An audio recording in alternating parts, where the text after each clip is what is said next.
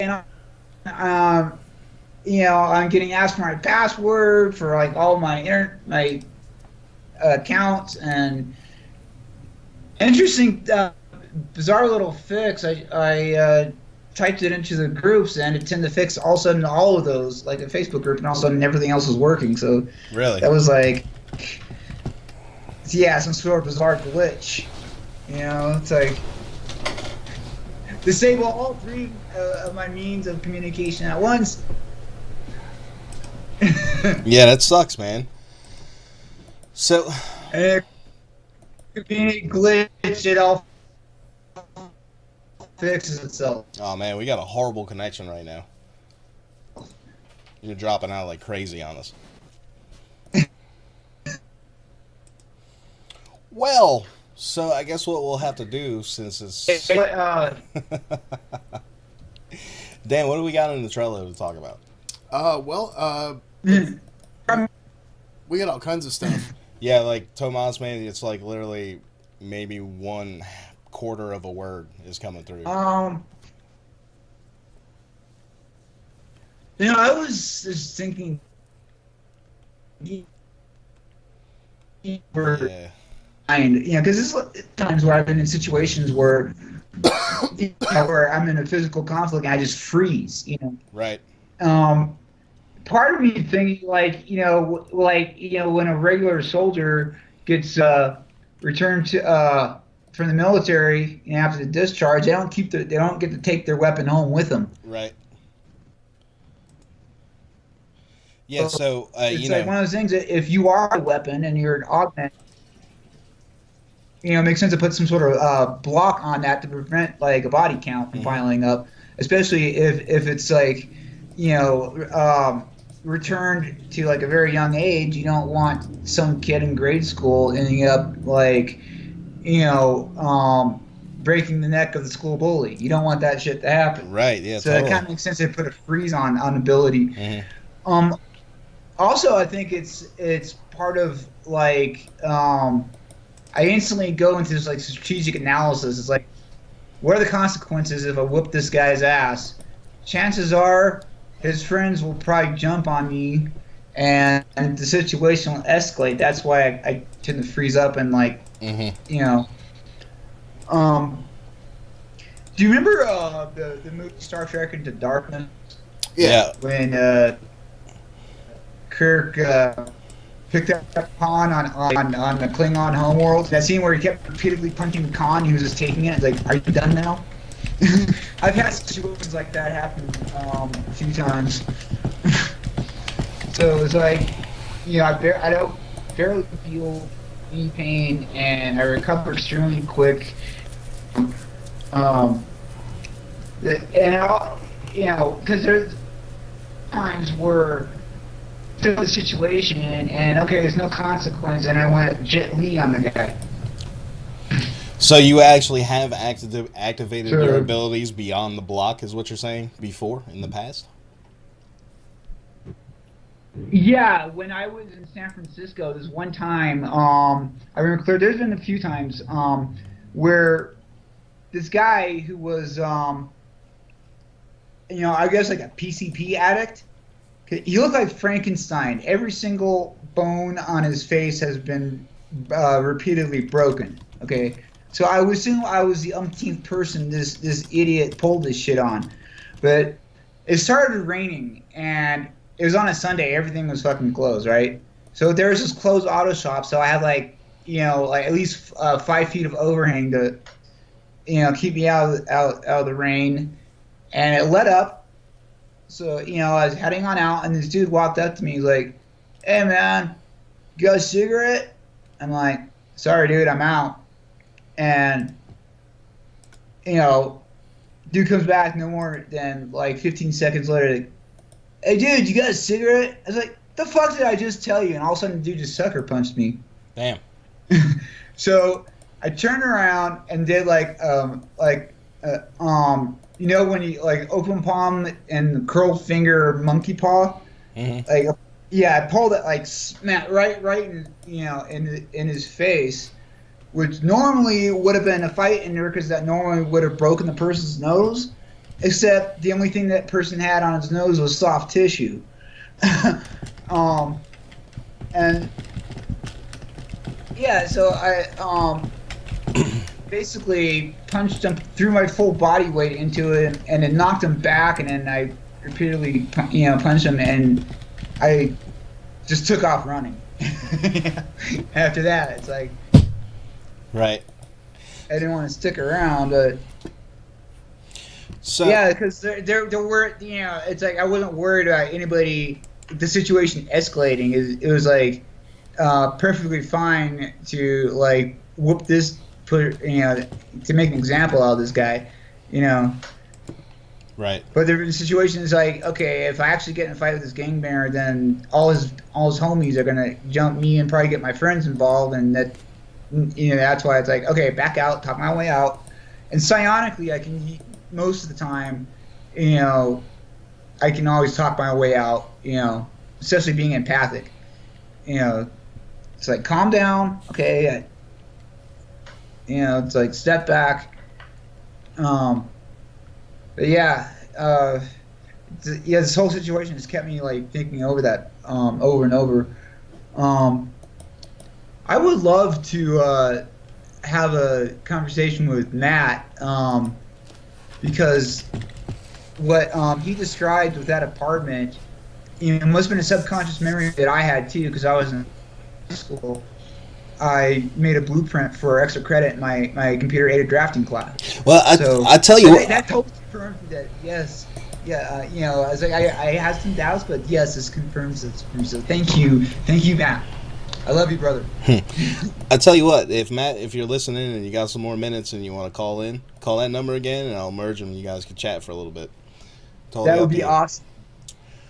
If he's still listening, I don't know. He's he's probably he's on he's watching on Facebook. So yeah. Hey, I see you, Matt. Well, hold on. While I got you here, this has kind of been a theme today. So I want to ask you too. What do you think disclosure is going to look like? They've been doing soft disclosure for like decades now, preparing people. If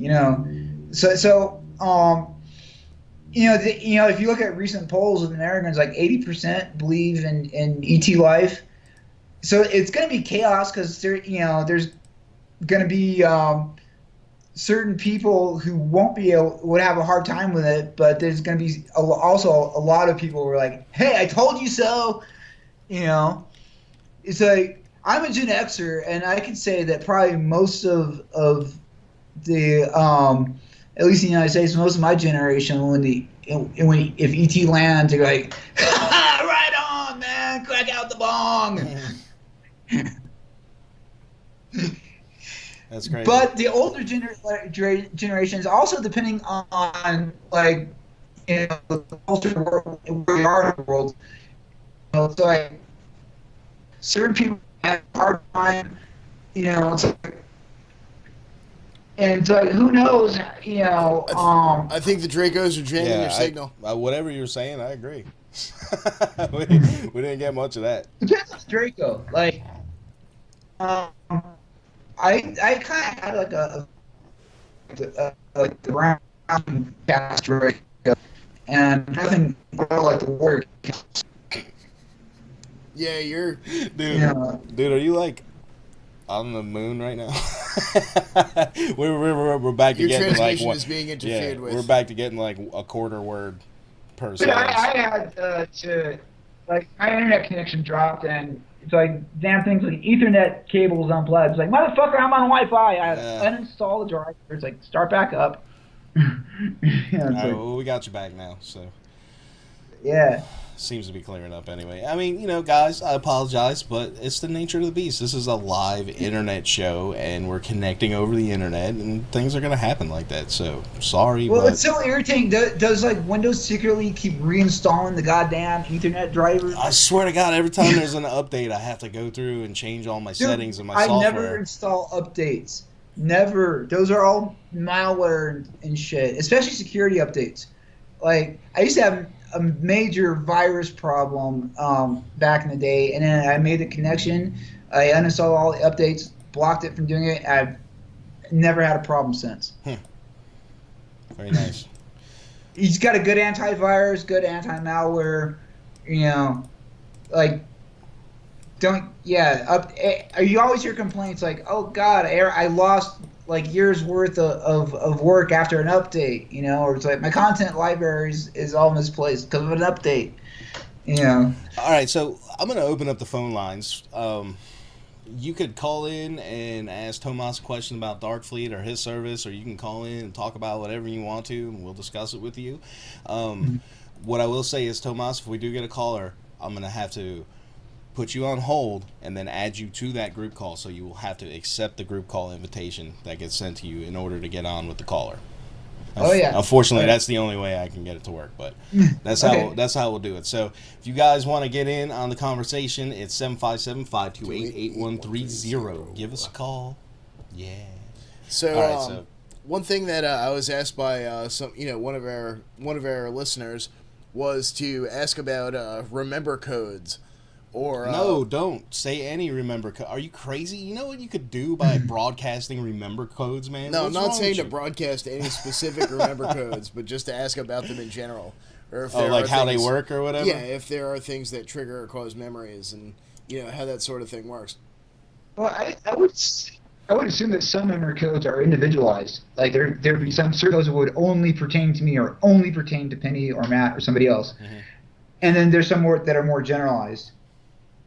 Dude, you know what, Tomas? I'm going to invent a drinking game, and every time someone mentions Penny on our show, you got to take a shot. She's already come up like 6 times today, I think, man. She's the greatest thing. Mi amor, tia. Yeah.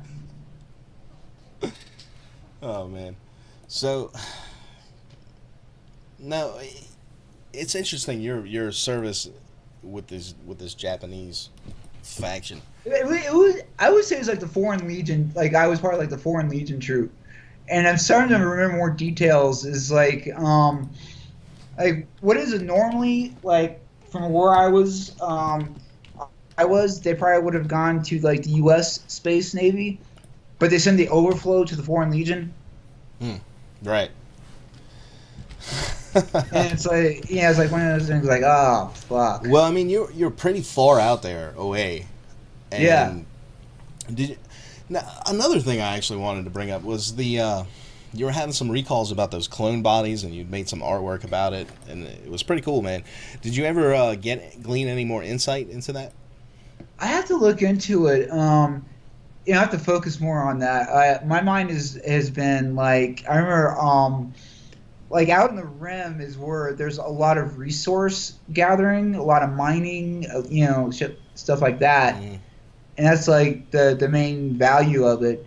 And literally what somebody else's trash is another person's treasure. Right. And it's all like, and it's one of the reasons it's kind of like the Barbary Coast of the galaxy.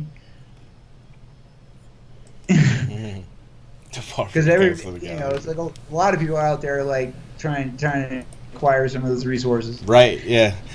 So what kind of stuff are they after? I mean, you would think with a level of sophistication and technology like that, they would probably be able to replicate pretty much anything they need. So what exactly are they going after?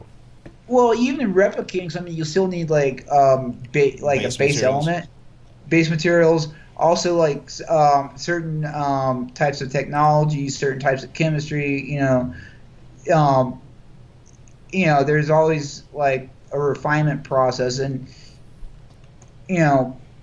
there's all kinds of reasons that you have things like out there like dark matter nebula, and so it's like every somebody finds a use for something. Right. So no major thing that like kind of everybody's after, like. Well, that's why there's a lot of trade and stuff like that. Like we find like hub worlds, and you have like a lot of the merchant fleet is very common around there because they're always selling like equipment and one of the favorite things I like to sell to ETs are shelves, drawers, safes, things to store your stuff and keep it safe. Basically, Mhm. it's that tends to be a common item that they swap at some of the hub worlds. Which is, if you imagine like a swap meet on steroids on DMT. Ha, that's crazy. How you feel about that, Dan? Did Rock leave already? No, Oh, okay. And usually because it's on a planet, it's pretty much around,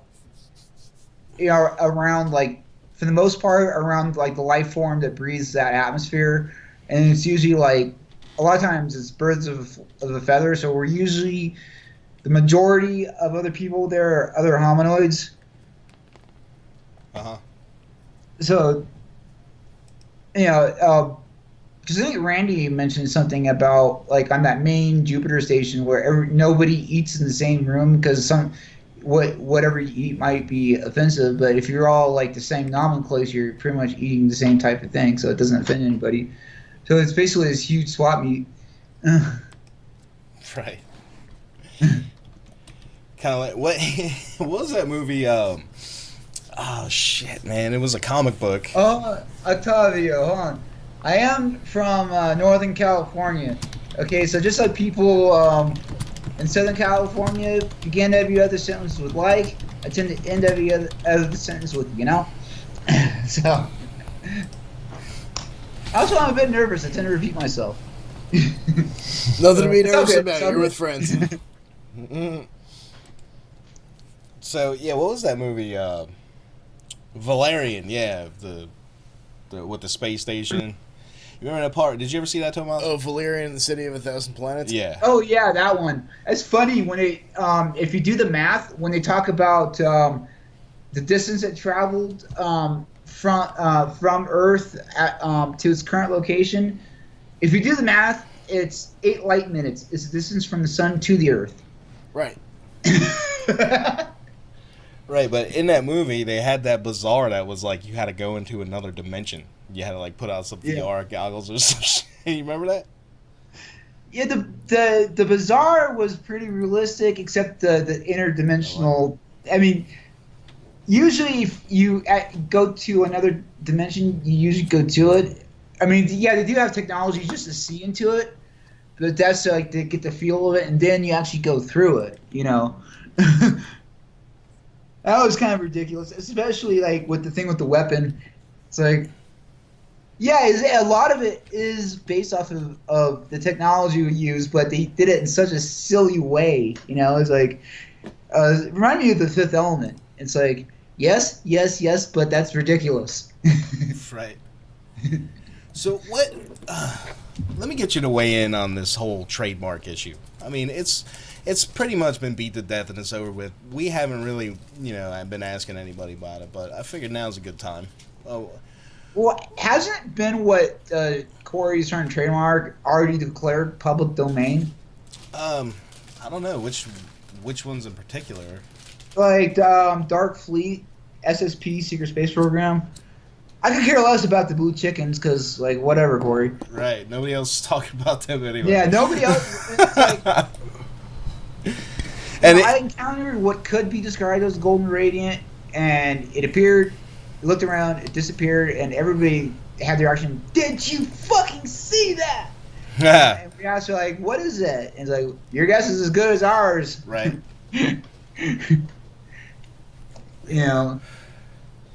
Well, it's not. It I mean, was a how lot do you feel more about trying to detailed trademark? than the description that you see on whoever Corey hires as an artist. It's like, didn't look exactly like that. It was more, the closest description was like a Vorlon from Babylon 5. Right. Dan should be familiar with Yeah. that. Oh, yeah, the Forlons are cool. Something is so advanced, so ancient that nobody knows what the hell it is. It's so much beyond like anybody else that's around there, so. All right, let's see here. What do we got going on? Let me check the chat, see if we got any questions for you. I guess, nope. Yeah, I also Not told quite you yet. There are like really high density level beings that tend to interact with people at our level. And I think the hooded caterpillars are like indigenous to like the outer rim. But yeah, if you're at like a population center, or you're looking, one of them, whatever it is you're looking for, or ever it is you're looking for, one of them will just appear right in front of you, pointing over there, and then disappear, and you look, and there's. And again, nobody knows what they are. They just do that. They just pop up out of nowhere, like, "Hey, look at me! See you later." Yeah, but they pop up, and whatever it is you're trying to find, they pop up like. Yeah. But yeah, literally, they have this voice like over there, like almost like ET, but like reverberates. Man, I wonder if you could expand on something that we talked about previously for me. Yeah. This little engineer race of mini reptilians. Engineer race. Yeah, I know. The ones on the ships. Interesting. You mentioned little reptilian engineer race because there's the little reptilian scavenger race that we employ. Yeah, that's the one. That's what I was talking about. Related. That's what I was talking about. Yeah. Yeah. Well, can you just reiterate on that, like what exactly those are? Because that's not something you hear about a whole lot. A lot of people describe like the little lizards. They're like everywhere, like the little bipedal lizards, but they're really highly concentrated, like out in the rim. And yeah, if you leave anything out there unattended, it'll be stripped down to its elements. Right. So, like, what? Give me some backstory on these guys. How did these little reptilian guys end up in the employ of this? I mean, so the Geico Gecko is actually an off-worlder.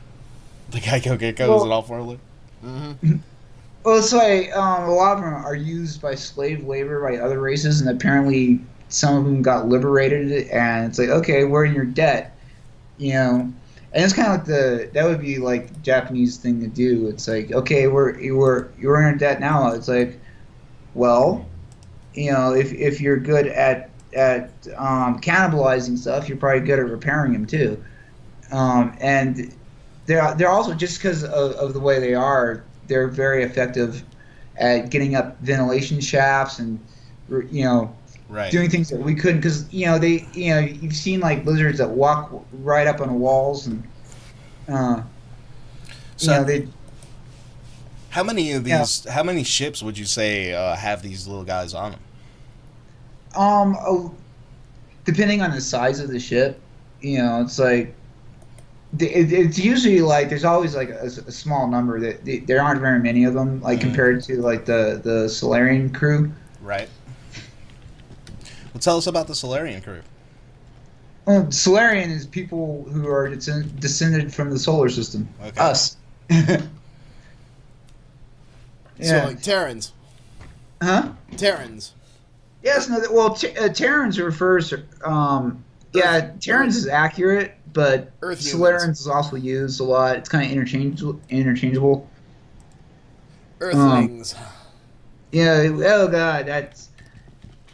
Every time I heard that, it's like I can't stand that word. It's like it's like Earther is just as bad too. It was a sour taste in my mouth. But yeah, I remember what Joel was saying about like used to being in low gravity, and I feel that way a lot too. It's like and also like I look up at the sky at night, and it always feels wrong. Right, like its stars are in the wrong position. Yeah. And I used to have this recurring thought in my mind when I was a kid, is like, where's the cat's eye? Why can't I see the cat's eye? And that's what we call the galactic plane, because how we see it from the rim. Right. It looks just like a cat's eye. Ah. Interesting. Yeah, I can see that. Like, you can see the whole rest of the galaxy edge on, because you're out on the rim, on the outside looking in. So, have you had any... Here, we're kind of in the suburbs. Yeah. Have you had any other recalls since the last time you've been on that you'd like to discuss? I'm trying to think. Um, I'm sure I have. It's just like I said. Hmm, had a very interesting couple or interesting night last night. So that's kind of Right. kind of The big preoccupying thing. my Yeah. thoughts right now. So yeah, I definitely. Whew.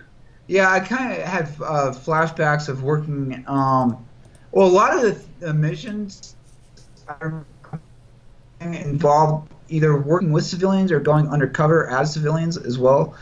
And one of the things I remember kind of as when I did have after I came out of the military service, I did end up doing civilian work. And one of the things that's known is when it comes to first contact, it's usually the merchants that make the first contact with other ETs. Um, it's not the military, Right. which makes more sense because usually 99 times out of 100, who people that come in contact with are their merchants. Right. Looking to trade stuff.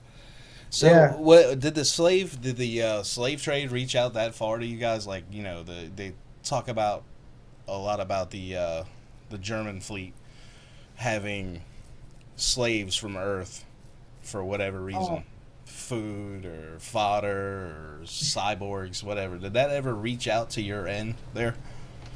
well, they have like military conscription and hard labor camps and re-education centers and stuff like that going on. It's like nobody wants to work on the mines on a heavy gravity planet. Right. I could see why. I mean, Well, Yeah. wouldn't it be more efficient to Or we call use or robots? what we call a slime planet. Nobody wants to have to do work on one of those either. Ooh, tell me about a slime planet, because Yeah. there's not one like that in our solar system, is there? It's usually lower gravity, kind of swampy. And the problem with especially like lower gravity planets, the worst thing about it is the ground always feels very soft. It's it feels like you can never get a solid footing. So it's like Dagobah. Yeah, but like I said, if um, you know how slime feels underwater, how it's kind of it has that feeling. Yeah. That's what the ground always feels like. You can never get a solid footing on it. It's one of the worst things, and you always have to wear some sort of breathing apparatus because there's all kinds of nasty shit floating around. And a lot of life forms on lower gravity, especially microgravity planets, defend themselves by shooting things at you, spitting shit at you, blowing some sort of nasty gas at you. So that does not sound fun. And yeah, you have something. Yeah, you have something float. Something that looks like a sea cucumber float by you, and all of a sudden it releases an explosive diarrhea fart, and shoots off. It's like, oh god. Wow. Yeah, that does not sound fun at all. Or it like Well, I blows mean- a cloud of spores at you. we were talking about a giant pterodactyl basically doing the same thing earlier over Maine, and blowing out that chaff. Yeah. Yeah, That's all I got. That's all I got. Oh damn. Yeah. That got scatological. Something And smells like fine. lower gravity planets are more common out like the further out you go, and you also have like smaller planets. And it's not all like there is a general correlation between size and gravity, but there are always exceptions to the rule. Like we found what we call like extreme exoplanets where there's one that's like 1/10 the size of the Earth, but it has 10 times the gravity. So, yeah. There's always some. Oh, have you running across, besides Venus, any demon class planets or like super hot, nasty, toxic atmosphere type places? Yeah, there are some of those. Usually we try to stay within the our Goldilocks zone, but a lot of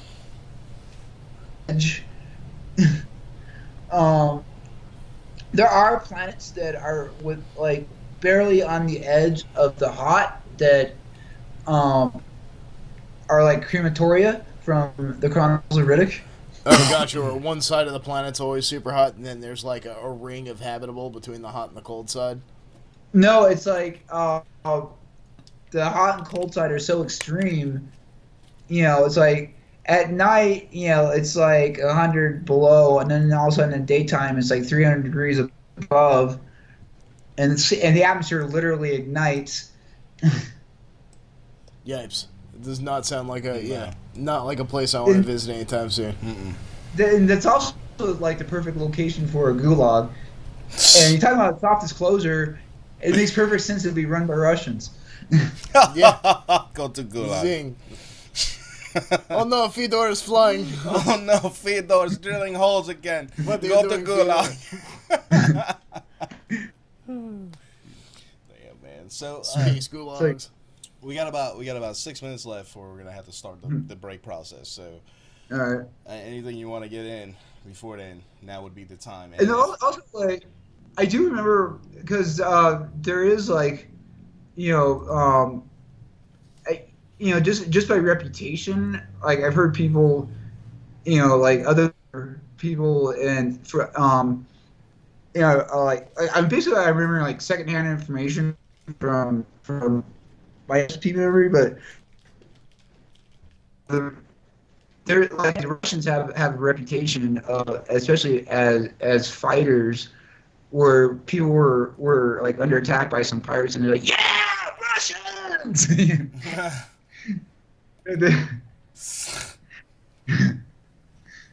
Need a hand, comrade. It's like, yeah. Yeah, like the scene. You remember the scene from Independence Day where Will Smith is all like, "Welcome to Earth," and he punches out the alien. Like, I can imagine Russians doing that. I Suck can a black. see Russians doing. Hey, open up Ableton real quick. Just want to take a look at something. What's that? Don't worry about it. Okay, mind your Yeah, business. do you remember that one panel comment thing I did with the Russian guys? Like, I hear you got Zeta problem. Good thing you bring exterminator. So, what's it? What are some other types of planets that we like don't have in our solar system that you have any remembrance of? Yeah, there is, like I said, another like what we call like extremely strange, like in the file under the very weird planet category. There's one that had this substance on it that would produce negative gravitons, and it was within like it had like a like a habitable atmosphere. It was a like a very habitable planet, and so it had all these like floating islands and stuff like you saw on Avatar. Right on. That's kind of cool. We got a question for you. Is your art all Total Recall? A lot of it is, yeah. What it is like, it writes itself as far as where I take it. It's like, okay, yeah, this makes more sense. It's coming through, and a lot of it is like, kind of, how when you suddenly like start thinking about like something that happened when you're a little kid, and you kind of go over and over it with detail and with, especially like in hindsight as an adult, it's like, okay, yeah, now I have a better understanding of that. It's kind of like the same thing where I would have going over and over and over and over, but it's in this like almost sci-fi setting, and in retrospect, I realized that I was subconsciously remembering it, SCP memories coming to the surface. So now I focus more on that, and then I have an idea for an art piece, and then more comes through it. So your art actually aids you in your recall process. Yeah, it does. It's like the mashed potato scene in Close Encounters of the Third Kind. Right. Do you have a website for your art currently? Not as of yet. I do display a lot of my art on my DeviantArt site and my Renderosity gallery. What's your DeviantArt site? I have to look it up. I can show you my my Renderosity gallery. Well, say a link or something so people can go check it out. Yeah, I'm about to do that right now. Or if you just email it to the post it in our group on Facebook. Yeah, post it in the Facebook group. And you guys watching, if you're not a member, why aren't you? Go over there, Reality Brief, Exo News, and Conspiracy. Hit the join group button, and then do it! Facebook.com/groups/Reality Brief News. I mean, really, it's a great group. It's a great group of people in there posting cool stuff, having civil conversation without just going off the deep end on each other. It's been working out good so far that way. How long it'll last like that? Only time will tell. What the hell? What's better? I click on login and it keeps refreshing the damn page. It's not logging in. Well, no worries, man. We'll get it from you later, man. We can post it All there right. whenever. And also, there's already some of his artwork posted up in there. They're like comic panels. It's pretty cool, pretty awesome. So you guys can check that out there. And with that, we're gonna have to let you go, Tomas. I appreciate you filling in on the spot like that. That was awesome of you. Thank you. And talk to you soon, man. Have a good night. All right. So, we've made it through, what is this hour? This is 3. Hour 3. We're almost done with hour 4. It's gonna get bad. It's gonna get bad. Oh my god. Oh my god. Oh my god. Hanging in there. I'm filling up a pee. So, the winner last hour for the giveaway was Courtney Shannon. Be on the lookout for a message for your information soon. We'll be sending out your swag. Right now, what I'm going to do is this. Boom! Stop looking at my Facebook. That's personal. Check it out. This right here.